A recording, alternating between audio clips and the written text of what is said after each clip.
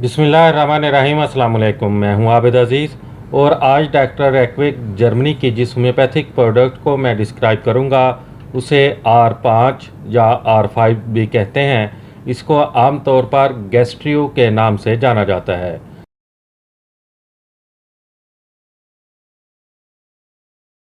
R5 मैदे के ज़ख़म और तेज़ाबियत और गैस की दवा है।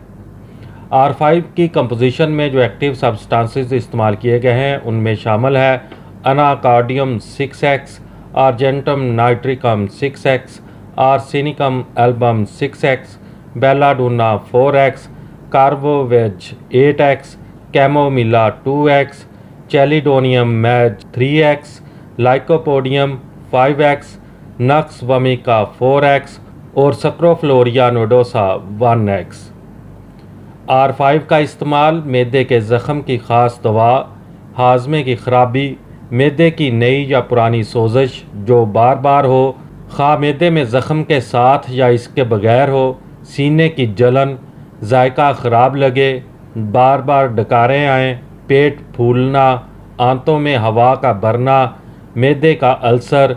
ये दवा मैदा की झिल्ली पर असर करके मैदे के फेल को दुरुस्त करती है। R5 की खुराक का इस्तेमाल कुछ इस तरह से है कि अगर तबीयत ज़्यादा ख़राब है तो फिर हर 2 घंटे के वक्फे के साथ 10 कतरे पानी में हल करके मरीज़ को इस्तेमाल करवाए जा सकते हैं। और अगर तबीयत में अफाका हो तो फिर दिन में 3 बार मरीज़ को 10 कतरे थोड़े से पानी में हल करके इस्तेमाल करवाए जा सकते हैं।